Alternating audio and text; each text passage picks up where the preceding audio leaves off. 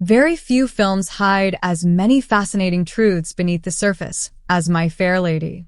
At first glance, it appears to be Hollywood at its most elegant, a dazzling production filled with beautiful costumes, clever dialogue, and a classic transformation story. Yet behind that polished exterior was a production filled with secrets the studio tried to keep buried for decades. A performer whose singing voice was taken from her own role. A star whose behavior created fear across the set. A casting decision so divisive it shook the entire entertainment industry. And a final scene intentionally altered in a way that contradicted the story's original message. These aren't myths or speculation. They are real details that Warner Brothers and many of the people involved never expected audiences to connect. To begin with, Audrey Hepburn was not the initial favorite for the role, not even close. When My Fair Lady first became Broadway's biggest musical success during the 1950s, the role of Eliza Doolittle belonged completely to Julie Andrews. She had originated the character in 1956 opposite Rex Harrison and performed it more than 1,000 times on stage. By that point, she was so closely linked to Eliza that imagining someone else in the role felt almost unthinkable to many theater fans. Andrews possessed the voice, the experience, and the full support of Broadway audiences. The studio was fully aware of this, yet chose a different path. Studio chief Jack Warner saw Andrews simply as a stage performer without any movie credits. Hepburn, on the other hand, represented worldwide star power thanks to films like Roman Holiday and Breakfast at Tiffany's. From a business standpoint, the decision was obvious to him. Commercial appeal outweighed theatrical authenticity, and Warner never attempted to justify the choice.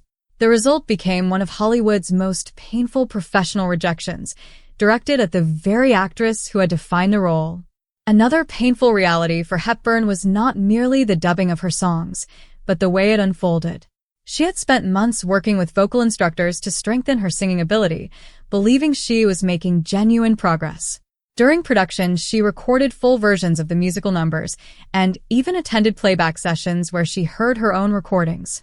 For a moment, she believed she had successfully contributed her voice to the film's music. But those recordings were quietly set aside. No direct meeting took place. No formal explanation was given. Instead, Hepburn slowly realized through conversations and subtle clues that her singing had been replaced. The truth emerged gradually rather than in a single announcement, making the experience even more humiliating. For someone who valued honesty in performance, the discovery left a lasting emotional mark. The singing voice audiences ultimately heard belonged to Marni Nixon, whose role in the film remains one of the most overlooked stories of the entire production. Nixon had already secretly provided vocals for Deborah Kerr in The King and I and for Natalie Wood in West Side Story, both famous musical performances that audiences believed belonged to the actresses themselves. Once again, My Fair Lady followed that same pattern. Nixon's voice carried songs like Wouldn't It Be Loverly, I Could Have Danced All Night, and Show Me. Her tone, breathing, and emotional phrasing shaped those moments. Yet contractual agreements prevented her from publicly acknowledging her work for years. When the truth finally surfaced, the studio treated it as a minor clarification rather than a major revelation. Even when she later received credit in some releases, it was far from prominent. The voice that gave the film its musical heart was treated as little more than a technical detail. Meanwhile, Rex Harrison made a demand that dramatically altered the way the film's music was recorded. Unlike most performers in movie musicals, he refused to pre-record his songs in a studio. His reasoning was that the unique talk-singing style written by the composers required the spontaneity of live performance. If he recorded the songs in advance, he believed the natural rhythm would disappear. This insistence created enormous challenges for the sound department.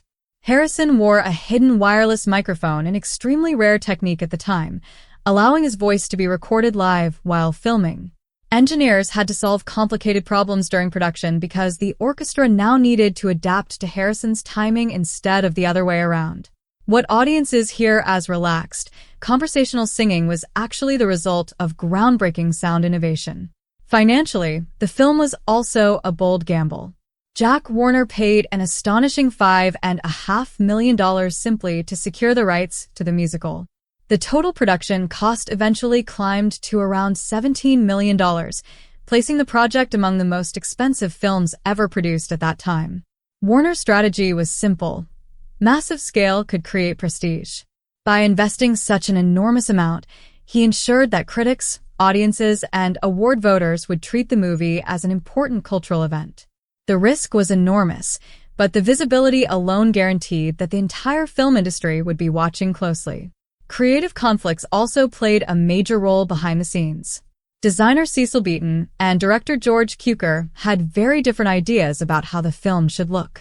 Beaton, already famous as a photographer and fashion designer, had secured the unusual privilege of designing both costumes and production sets. Cukor disliked this arrangement because he believed visual environments should remain under the director's control. Their disagreements were frequent, especially regarding the Ascot sequence and the color style of several scenes.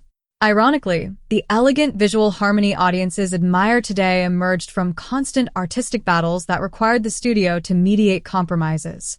One of the most remarkable technical achievements occurred during the Ascot Gavotte scene.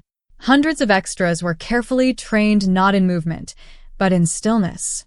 Cukor and choreographer Hermes Pan spent days rehearsing background performers on exactly how to stand, how long to hold a pose, and when to tilt their heads or shift their posture.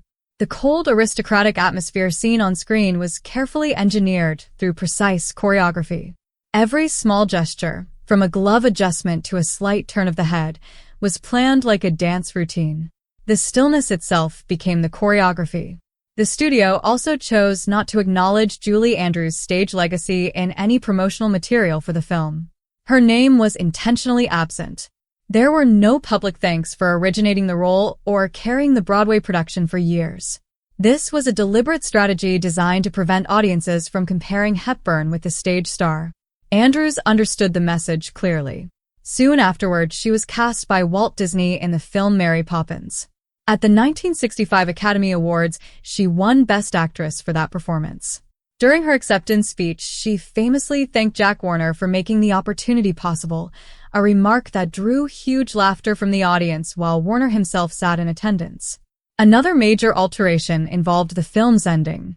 The conclusion shown on screen differs from the original intention of George Bernard Shaw. In Shaw's play Pygmalion, Eliza does not return to Henry Higgins. Instead, she marries Freddie Ainsford Hill and establishes her own independent life. Shaw repeatedly argued that turning their relationship into romance completely misunderstood the story's message. The Broadway version had already softened this interpretation, but the film pushed the idea further by suggesting Eliza returns to Higgins at the end. The Shaw estate objected, though Shaw himself had passed away in 1950.